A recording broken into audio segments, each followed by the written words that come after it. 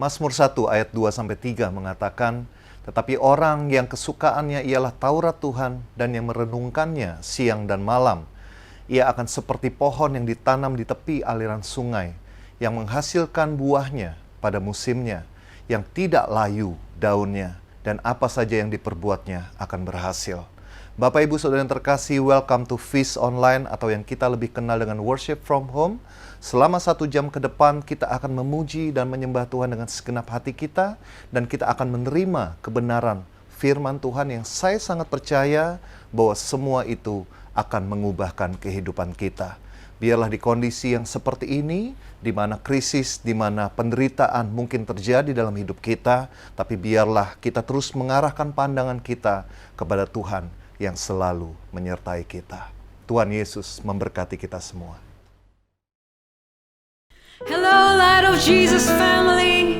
Welcome back to Worship from Home. Selamat datang buat teman-teman yang mungkin baru pertama kali join Feast Online sore hari ini. Boleh tulis namanya di kolom komen and say hi to us. You are loved. Saudara sekalian, we are so grateful today for God's love. Mari saat ini kita datang ke dalam hadirat-Nya. Kita cari wajah Tuhan dan mari kita memuji Dia dengan segenap hati kita. Di dalam nama Bapa dan Putra dan Roh Kudus. Amin. Bapa, sore hari ini kami buka hati dan pikiran kami. Kami rindu Tuhan untuk Engkau perbaharui kembali.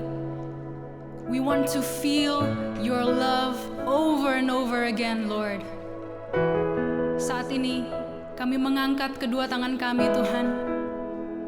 Kami ingin meninggikan nama-Mu yang kudus.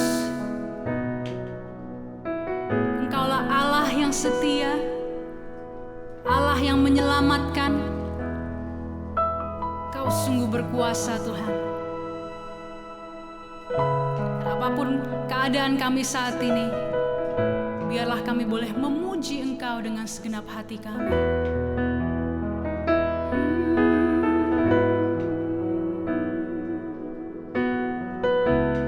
Ini kami, Tuhan.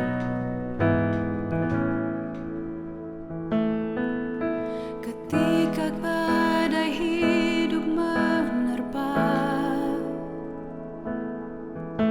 ku taruh harapku kepadamu. Ketika kenyataan berbeda, ku tetap percaya kepadamu. Katakan sekali lagi. Ketika badai hidup menerpa, ku taruh harapku kepadamu.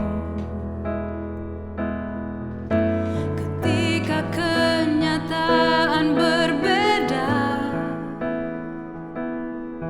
ku tetap percaya kepadamu. Katakan, Engkau penolongku, penjagaku, Engkau pengharapan di hidupku. Engkau yang ku perlu, oh Yesusku, segala pujian bagimu.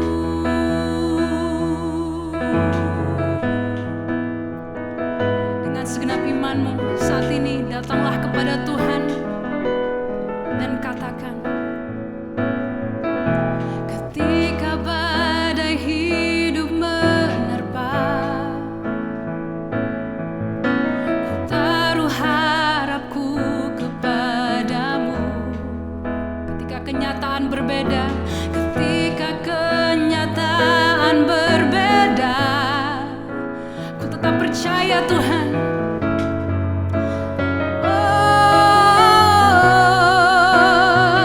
Engkau penolongku, penjagaku, Engkau pengharapan di hidupku. Kau yang ku perlu,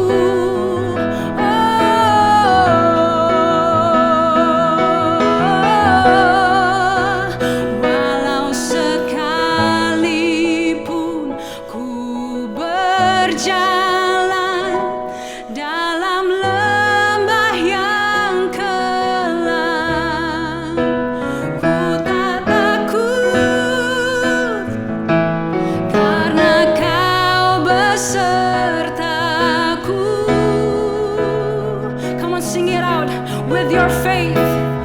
Walau sekalipun ku berjalan dalam lembah yang kelam, ku tak takut karena Kau besertaku.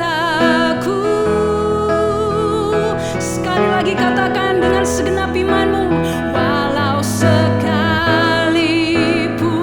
ku berjalan dalam lembah yang kelam, ku tak takut karena Kau besertaku.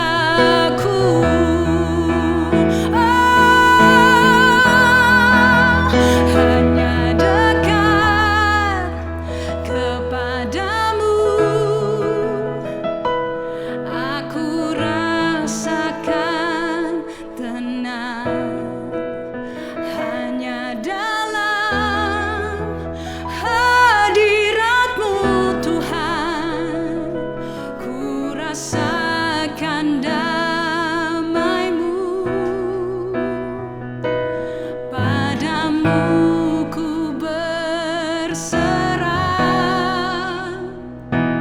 Yesus sumber harapanku. Ku percaya padamu, penyelamatku. Hanya dekat kepadamu Tuhan.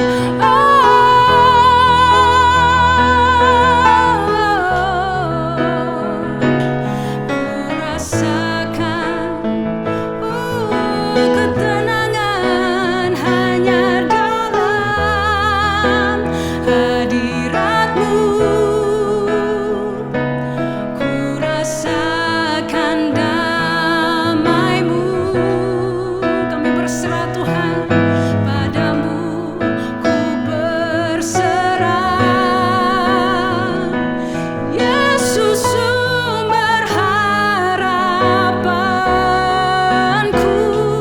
Ku percaya padamu, penyelamatku. Ku percaya Tuhan, ku percaya padamu, penyelamatku.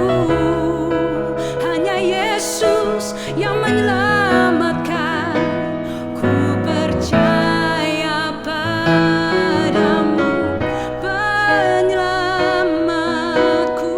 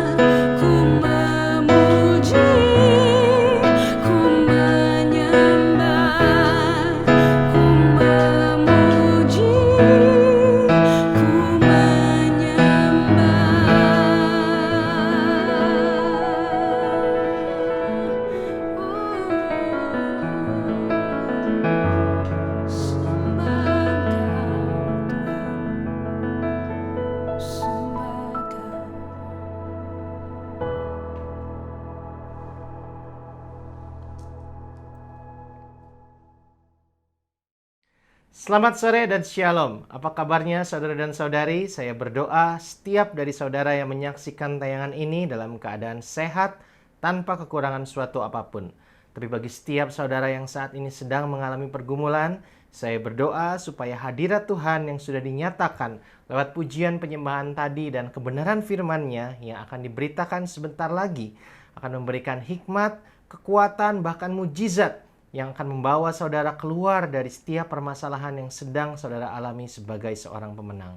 Mari kita awali pemberitaan firman hari ini dengan mendoakan doa favorit kita di dalam nama Bapa dan Putra dan Roh Kudus. Amin. Say, "Today I receive all of God's love for me. Today I open myself to the unbounded, limitless, overflowing abundance of God's universe. Today I open myself to God's blessing, healing and miracle. Today I open myself to God's word so that I become more like Jesus every day. Today I proclaim that I am God's beloved. I'm God's servant. I'm God's powerful champion. And because I am blessed, I'm blessing the world in Jesus' name." Mari kita angkat tangan kita dan hormati kebenaran firman Tuhan. Thy word is a lamp unto my feet and a light unto my path. Firman Tuhan hari ini diambil dari kitab Yohanes pasal yang ke-19 ayat ke-30. Mari kita baca bersama-sama.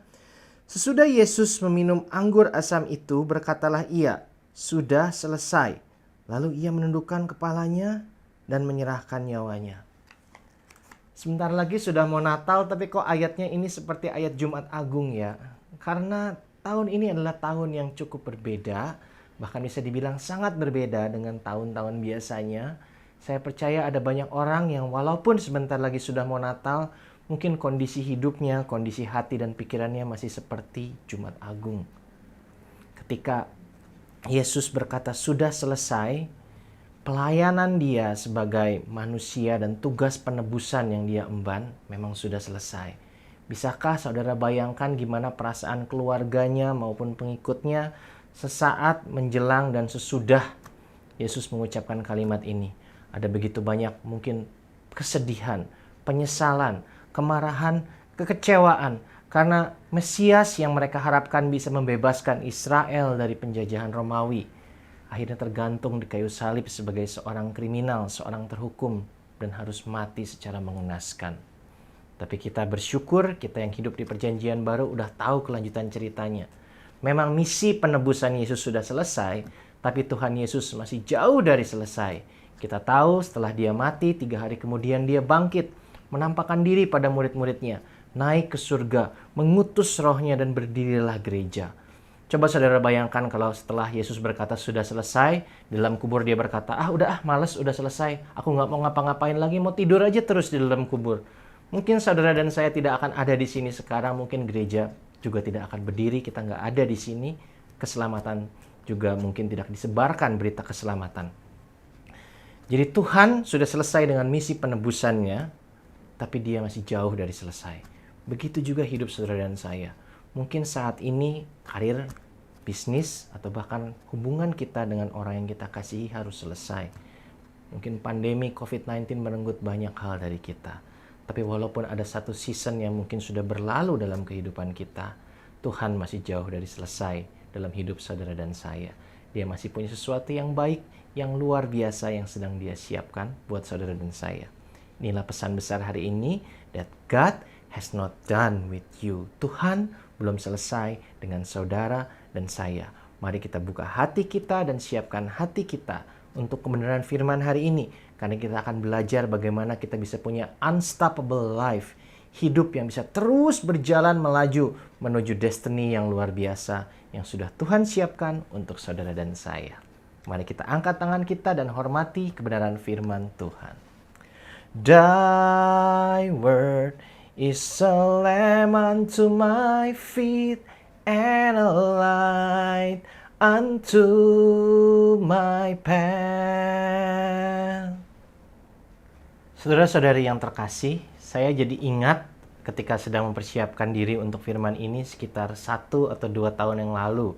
Ketika kartu e-tol mulai disosialisasikan untuk digunakan, saya sering melihat kejadian yang cukup menggemaskan, tapi lucu juga sih. Baik dari mobil di depan mobil saya, atau teman saya, atau mungkin abang Grab yang sedang saya gunakan jasanya. Suatu kejadian yaitu ketika misalnya kita lagi jalan dalam kota itu sudah berakhir dan kita mau masuk ke dalam tol dalam kota, lalu mobil di depan kita atau mobil kita itu nyampe ke depan gerbang tol yang ternyata hanya bisa menggunakan kartu e-tol. Lalu supirnya lupa untuk ngisi kartu e-tolnya atau bahkan lupa bawa. Atau kejadian yang sama ketika kita keluar kota. Lalu jalan tol luar kota sudah berakhir, kita mau masuk ke dalam kotanya. Lalu mobil di depan kita atau supir yang sedang mengendarai mobil kita atau kita mungkin lagi nyetir, kita lupa isi kartu kita. Biasanya yang terjadi adalah kita harus keluar dulu ke belakang, cari orang yang berbaik hati mau meminjamkan kartunya, atau sampai kadang-kadang di beberapa gerbang itu ada orang yang di-assign di sana untuk ngebantu orang-orang yang lupa isi kartu atau bawa kartu seperti ini. Nah, ketika hal ini terjadi, apa yang biasanya kejadian berikutnya yang muncul adalah kemacetan luar biasa. Karena satu mobil berhenti terlalu lama, akhirnya mobil-mobil yang di belakang numpuk, ngantri banyak sekali. Apa hubungannya dengan firman kita hari ini? Hidup kita ini loh, kadang seperti nyetir mobil. Jadi ada satu season seperti jalan tol atau jalan dalam kota ketika kita mau masuk tol dalam kota, satu season seperti jalan ini yang memang udah waktunya berakhir. Tapi ketika jalan ini atau season dalam kehidupan kita ini sudah berakhir, bukan berarti hidup kita harus terus berhenti di situ. Mungkin karir, bisnis, atau relasi seperti yang saya ceritakan di pembukaan tadi harus berakhir karena COVID-19. Tapi bukan berarti ketika karir atau bisnis atau relasi atau gaya hidup tertentu yang kita nikmati harus berakhir, bukan berarti hidup kita harus terus berhenti di situ. Seperti analogi jalan tol tadi. Ketika mobil yang ada di gerbang tol ini berhenti terlalu lama, apa yang terjadi? Kemacetan yang luar biasa terjadi di belakang. Saya bukan bilang kita sama sekali nggak boleh berhenti beristirahat sebentar untuk melepaskan kekhawatiran, penyesalan kita, dan lain sebagainya. Tapi seperti mobil yang keluar dari gerbang tol, emang berhenti sebentar untuk nge-tap kartu, tapi kita harus melanjutkan perjalanan kita. Kita harus melanjutkan hidup kita. The end of a season is not a reason to stop living. Ketika suatu musim dalam kehidupan kita berakhir, entah itu karir, bisnis, atau pekerjaan, atau relasi kita, bukan berarti hidup kita pun berakhir. Kalau kita berhenti terlalu lama, kalau kita nggak move on, yang terjadi adalah akan muncul kekacauan dalam hidup kita, karena hidup kita jadi berjalan melenceng keluar dari rencana Tuhan yang masih punya sesuatu untuk kita. Dan kekacauan yang terjadi dalam hidup kita sama seperti analogi tadi akan menimbulkan kekacauan dalam hidup orang-orang di sekitar kita. Kenapa ketika satu season, suatu pekerjaan, suatu bisnis, suatu relasi berakhir, bukan berarti hidup kita pun sudah berakhir, bukan berarti kita harus terus berhenti, karena kita masih hidup di dunia ini, kita belum mati. Tandanya Tuhan masih punya suatu season yang baru untuk saudara dan saya. Ketika satu season berakhir dalam kehidupan kita, Tuhan sudah menyiapkan season berikutnya. Yang pasti kita imani adalah sesuatu yang baik, bahkan lebih baik dari season sebelumnya. Karena Bapa kita adalah Bapa yang baik. Di kitab Wahyu pasal yang ke-22 ayat yang ke-13, setelah Tuhan Yesus menunjukkan penglihatan akhir zaman pada Rasul Yohanes, dia mengucapkan suatu kalimat yang sebenarnya cukup relevan dengan firman hari ini. Di Wahyu 22 ayat yang ke-13, Tuhan berkata, "Aku adalah Alfa dan Omega, yang pertama dan yang terkemudian, yang awal dan yang akhir." Tuhan sudah ada bahkan sebelum zaman ada. Tuhan akan tetap ada ketika zaman yang kita tahu ini sudah berakhir. Tuhan sudah ada bahkan sebelum saudara dan saya diciptakan, dan Dia akan tetap ada ketika saudara dan saya meninggalkan dunia ini. Tuhan selalu ada di awal dan akhir segala sesuatu. Tapi ini bukan hanya berlaku untuk skala besar seperti tentang zaman atau kehidupan kita. Tapi di setiap season hidup kita pun sebenarnya Tuhan ada di awal dan di akhir. Tapi kita manusia ini Kalau kita sudah kenal sama Tuhan kita, biasanya kita cenderung cuman bisa ngelihat Tuhan itu di sesuatu yang kita anggap baik di mata manusia. Lebih mudah bagi saudara dan saya, bagi setiap manusia itu untuk melihat Tuhan, kehadiran Tuhan, pekerjaan Tuhan itu ketika kita mengawali sesuatu yang baik. Kita dapat pekerjaan yang baru, kita membuka bisnis atau kantor baru, kita dapat pacar baru, kita punya relasi, kita punya anak. Itu gampang lihat, wah ini berkat dari Tuhan, Tuhan ada di situ. Atau sebaliknya, ketika kita sampai di akhir sesuatu yang buruk, mungkin kita kelilit utang sekian lama, lalu akhirnya kita berhasil melunasi hutang kita, atau mungkin bisnis kita udah lama, omsetnya lesu, tiba-tiba dapat proyek besar, wow puji Tuhan, kita bisa lihat Tuhan di situ. Lebih mudah bagi manusia untuk melihat Tuhan di awal sesuatu yang baik atau di akhir sesuatu yang buruk. Tapi lewat firman tadi, Tuhan mau bilang, dia itu ada di awal dan akhir segala sesuatu, setiap musim, setiap season, setiap waktu, setiap karir, pekerjaan, relasi Tuhan ada di awal dan di akhir. Bagi anak-anaknya yang sudah memberikan hidupnya untuk dipimpin oleh Tuhan Yesus. Kalau kita sudah menyerahkan hidup kita pada Tuhan Yesus, menjalani hidup kita sesuai dengan kebenaran firman-Nya, imanilah bahwa Tuhan itu ada. Bahkan di akhir sesuatu yang baik, ketika kita kena PHK, ketika bisnis kita harus tutup, ketika kita harus kehilangan orang yang kita kasihi, di akhir sesuatu yang terlihat baik, Tuhan pun tetap ada. Dia bukan hanya ada di awal, dia juga ada di akhir. Tapi mungkin ada sebagian dari saudara yang menyaksikan tayangan ini, bahkan belum memulai sesuatu apapun dalam kehidupan saudara bersama Tuhan. Mungkin selama ini Anda menjalani hidup seorang diri dengan kekuatan sendiri. Anda merasa Tuhan itu pribadi yang jauh, yang nggak dikenal. Hanya sebagai sebuah konsep, bukan seorang pribadi. Saya mengundang bagi setiap saudara yang merasa Tuhan itu seperti itu, tapi somehow Anda menyaksikan tayangan ini, bukan suatu kebetulan Roh Kudus yang memanggil Anda untuk mengenal Tuhan lebih dekat lagi. Tinggalkanlah nomor Anda di kolom live chat di bawah ini, atau Anda bisa DM juga kepada sosial media kami, dan PIC kami akan menghubungi Anda. Mari kita bertumbuh bersama-sama. Bagi setiap Anda yang belum tertanam dalam komunitas atau gereja manapun dan rindu untuk mengenal Tuhan lebih dekat lagi, hubungilah kami. Kita belajar bersama-sama untuk mengenal Tuhan, dan kita akan memulai setiap season dalam kehidupan kita bersama dengan Dia. Nah, kembali ke firman hari ini, bagi setiap saudara yang memang sudah memberikan hidup Anda pada Tuhan Yesus, menerima Dia sebagai Tuhan dan Juru Selamat. Kalau ada sesuatu yang baik dalam kehidupan Anda yang berakhir secara tiba-tiba, imanilah Tuhan tetap ada di situ. Dia sedang menyiapkan sesuatu untuk Anda, Dia menyiapkan season yang baru untuk Anda.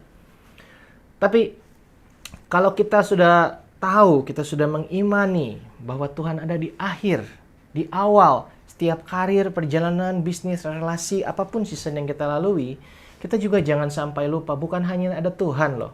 Ada juga pribadi yang nggak diundang. Karena kita hidup di dunia yang nggak sempurna. Ada si jelek, ada si iblis yang masih terus bekerja sampai sekarang untuk mengganggu, untuk berusaha supaya anak-anak Tuhan ini tidak hidup sesuai dengan rencana yang sudah Tuhan siapkan bagi kita. Kerjaannya bisa kita lihat di Yohanes 10 ayat 10, di mana Tuhan Yesus mengingatkan akan adanya kuasa di dunia yang nggak sempurna ini yang mengganggu kehidupan anak-anak Tuhan. Yohanes 10 ayat 10 berkata, "Pencuri datang hanya untuk mencuri dan membunuh dan membinasakan. Aku datang supaya mereka mempunyai hidup dan mempunyainya dalam segala kelimpahan." Ini ayat favorit istri saya. Ketika dia bertanya pada Tuhan, kenapa hidupku kok kayaknya susah, sengsara banget gitu. Dan Tuhan bilang, aku tuh datang bukan buat bikin hidup kamu tambah susah. Aku mau memberikan hidup yang berkelimpahan. Tapi jangan lupa di dunia ini, di dunia yang gak sempurna dan sudah jatuh dalam dosa ini, masih ada pekerjaan-pekerjaan si iblis. Dan ketika kita mau memulai sesuatu, si iblis akan berusaha mempengaruhi kita, entah lewat pikiran kita, atau lewat orang-orang di sekeliling kita yang sebagian mungkin ada yang belum kenal Tuhan, dia akan coba pengaruhi supaya kita memulai sesuatu yang bahkan mungkin tidak sesuai dengan rencana Tuhan.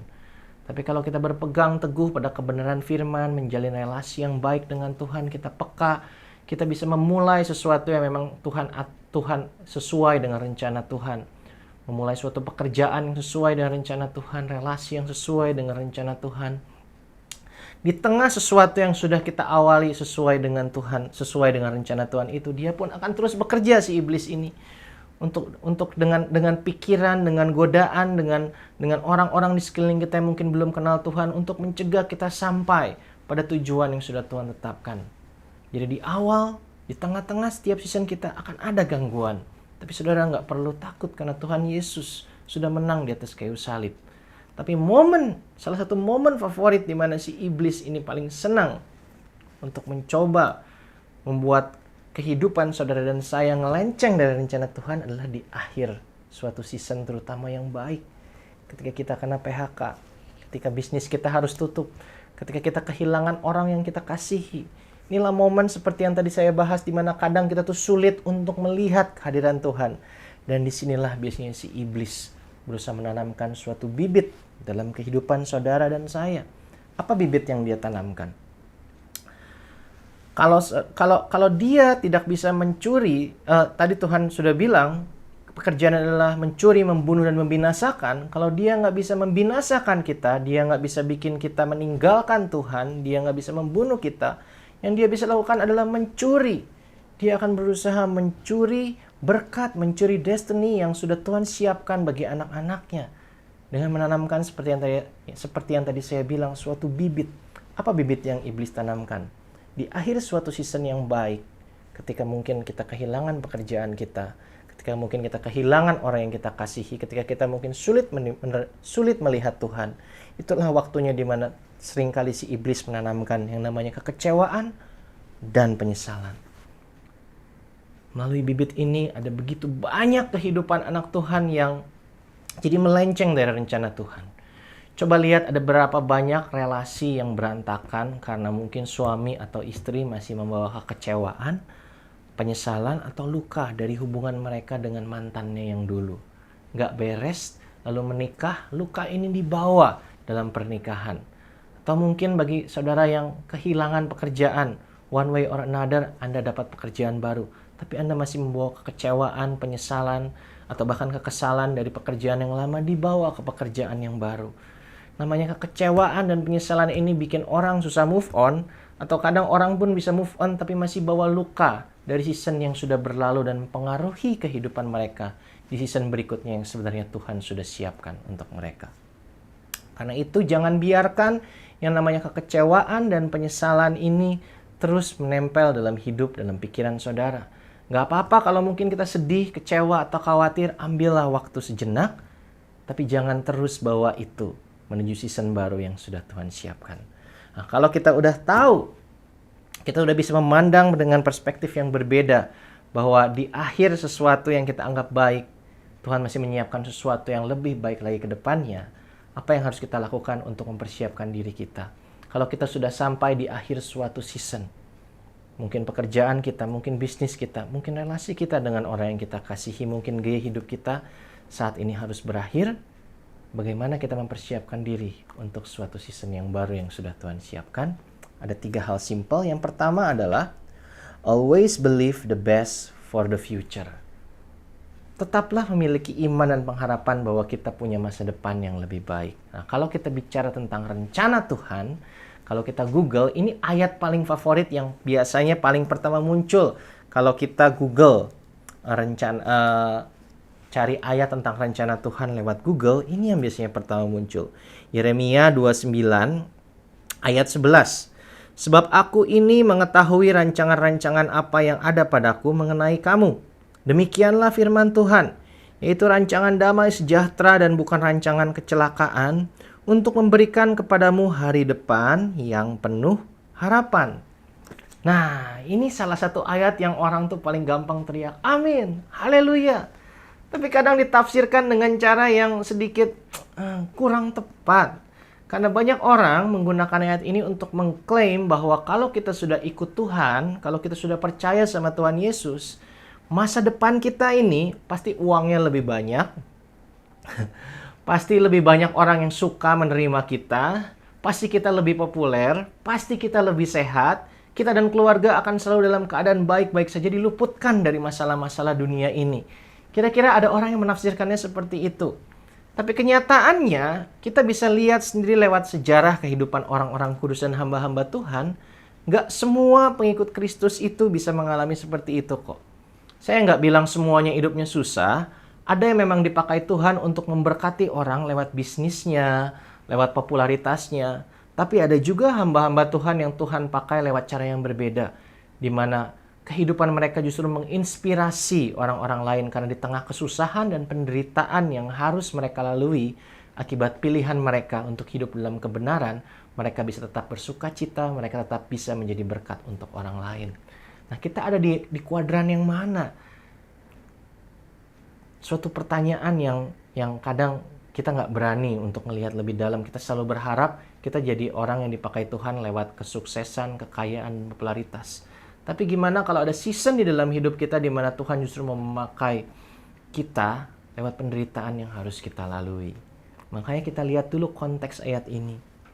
Yeremia 29 ayat 11 adalah ayat yang diberikan Tuhan kepada bangsa Israel melalui Nabi Yeremia ketika mereka harus masuk dalam masa pembuangan. Ketika kerajaan mereka dihancurkan dan mereka diangkut oleh Raja Babilonia ke Babilonia sebagai orang buangan. Disinilah Tuhan memberikan pengharapan lewat ayat ini. Tapi mari kita lihat sejarah. Setelah Tuhan memberikan ayat ini selama 70 tahun, orang-orang Israel masih harus hidup sebagai orang buangan. Dan setelah mereka kembali ke tanah Israel pun, setelah 70 tahun, mereka tetap hidup sebagai negara jajahan. Mereka hidup sebagai negara jajahan dari satu negara superpower ke negara yang lain. Beratus-ratus tahun bahkan sampai ketika Tuhan Yesus datang ke dunia pun mereka masih hidup dalam penjajahan bangsa Romawi. Baru kira-kira kalau nggak salah sekitar tahun 1948 bangsa Israel ini baru punya negara sendiri lagi. Itu pun daerah kekuasaannya itu nggak sama dengan zaman ketika mereka masih hidup di bawah pimpinan Raja Daud dan Salomo. Tapi yang luar biasa, selama ratusan tahun sejak ayat ini dikeluarkan sampai negara Israel berdiri, ini bangsa nggak punah-punah, walaupun banyak yang mau ngancurin. Tapi satu persatu bangsa-bangsa di sekeliling dia yang dulu berperang sama dia maupun negara-negara yang dulu menjajah dia, satu persatu hilang di telan zaman, tapi bangsa ini terus berdiri sampai akhirnya mereka kembali punya negara sendiri. Nah, apa yang bisa kita lihat dari sejarah Israel ini? Apa hubungannya dengan season hidup kita? Dari ayat Yeremia 29 ayat 11 ini kita bisa lihat bahwa Tuhan, walaupun bangsa Israel masuk ke dalam pembuangan, nggak meninggalkan mereka. Tuhan masih tetap mendampingi bangsa Israel bahkan ketika mereka harus kehilangan negaranya. Terbukti selama ratusan tahun ini bangsa nggak pernah punah. Begitupun dengan kehidupan saudara dan saya. Kalaupun sesuatu yang baik sedang berakhir dalam hidup kita, bukan berarti Tuhan meninggalkan kita. Dia masih ada bersama bangsa Israel di masa pembuangan.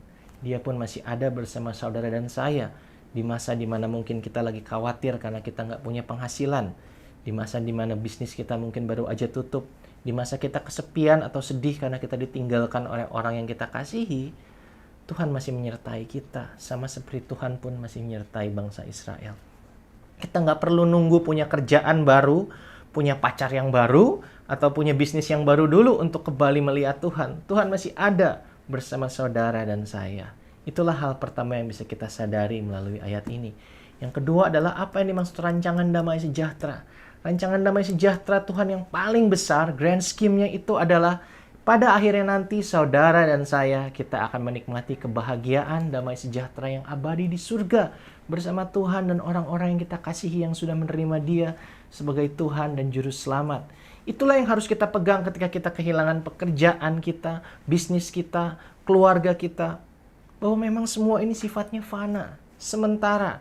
Kalaupun kita nggak kena PHK sekarang, suatu saat nanti kita harus pensiun dan meninggalkan pekerjaan kita. Kalaupun bisnis kita nggak bangkrut karena COVID-19, one day kita harus melepaskan bisnis kita, mewariskannya mungkin pada anak kita. Kalaupun saat ini orang-orang yang kita kasihi belum meninggal, tidak direnggut oleh penyakit COVID-19, one way or another akan ada waktunya kita say goodbye. Baik pada orang tua kita, pada pasangan kita, bahkan anak-anak kita. Entah karena kita dipanggil duluan, atau Tuhan memanggil mereka duluan. Akan ada yang namanya perpisahan itu cepat atau lambat. Segala sesuatu yang kita miliki di dunia ini sifatnya sementara. Tapi damai sejahtera, kebahagiaan yang Tuhan berikan itu sifatnya kekal. Itulah yang selalu bisa kita ingat. Karena seperti yang tadi yang saya bilang di poin pertama, Tuhan masih ada bersama dengan kita. Kita nggak perlu nunggu. Kita nggak perlu nunggu kerjaan atau bisnis yang baru untuk merasakan damai sejahtera, sukacita itu. Kita datang pada Tuhan membawa setiap beban kita. Dan biarkan kasih-Nya memulihkan kita. Dan ketika kita menerima kasih-Nya itu, kita sadar memang semua yang kita miliki sifatnya sementara. Tapi endingnya kita tahu kita akan menikmati kebahagiaan dan damai sejahtera yang abadi di surga bersama Dia. Menimbulkan pertanyaan, kalau sifatnya semua sementara, ya untuk apa kerja? Untuk apa berbisnis? Untuk apa memiliki relasi yang baik?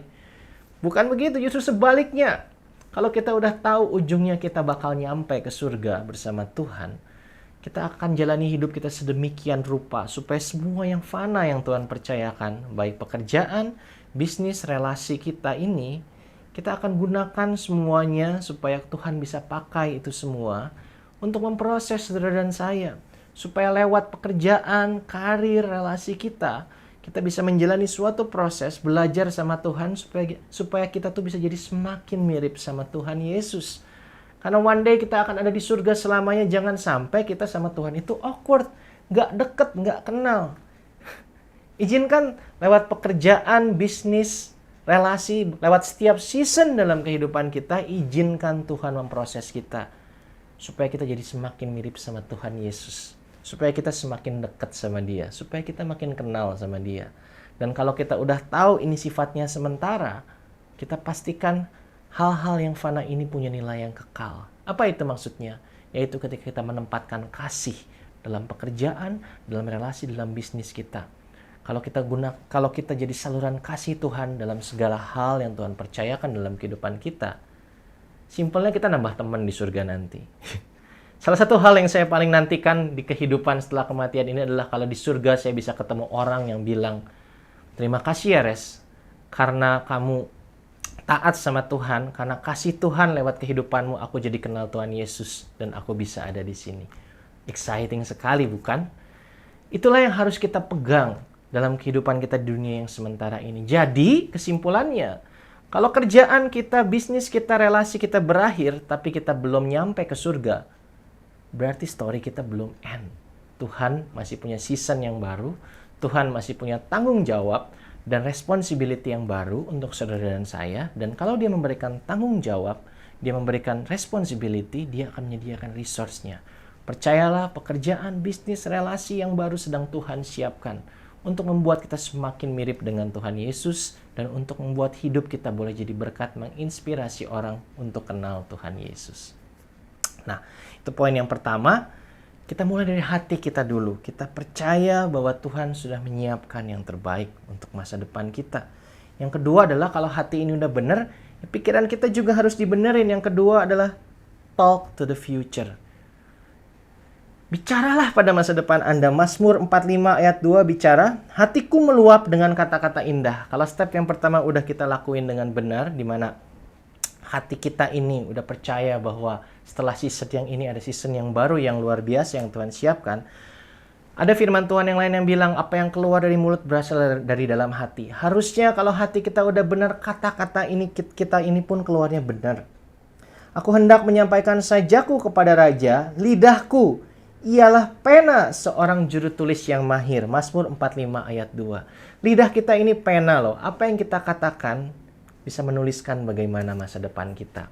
Tapi kita harus hati-hati juga dengan pengajaran seperti ini. Ada yang bilang, orang bilang tuh, lidah kita ini punya kuasa. Apapun yang kita katakan akan jadi kenyataan. Hati-hati juga dengan pengajaran seperti itu. Saya percaya lidah kita memang punya kuasa, tapi kuasa Tuhan tuh lebih besar dari kuasa lidah kita.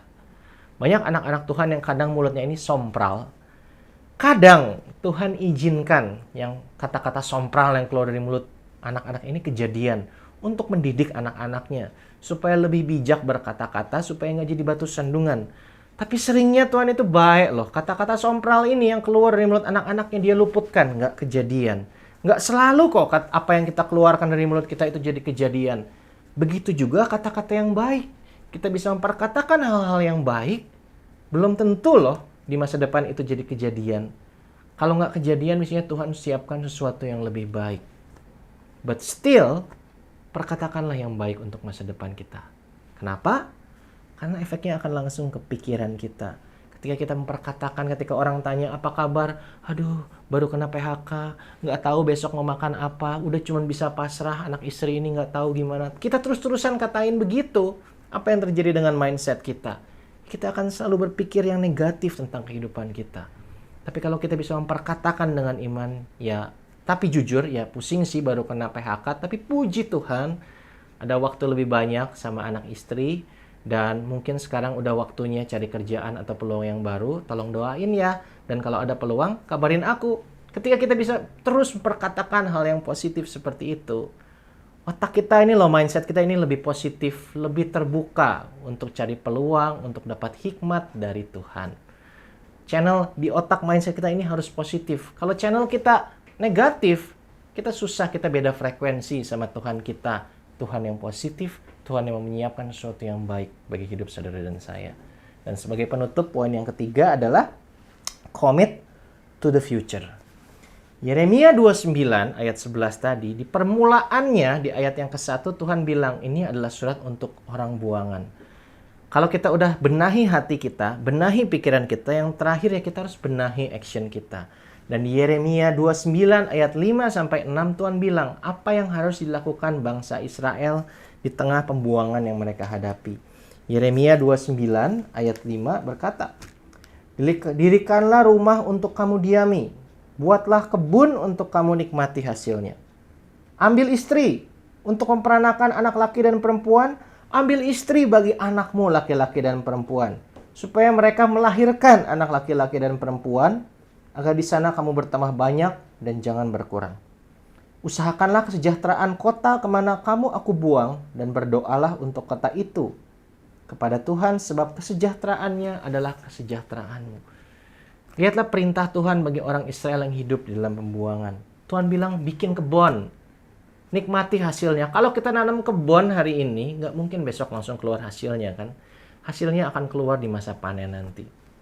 Tuhan bilang yang jomblo cari istri, cari suami, kawin supaya punya anak. Emang kalau kita kawin hari ini besoknya langsung punya anak, kalaupun hari ini malam pengantin dan akhirnya suami kita berhasil memberikan keturunan, atau bagi yang perempuan atau kita bagi para pria kita malam pengantin istri kita langsung isi, masih harus nunggu 9 bulan kan. Tuhan lagi bicara tentang masa depan.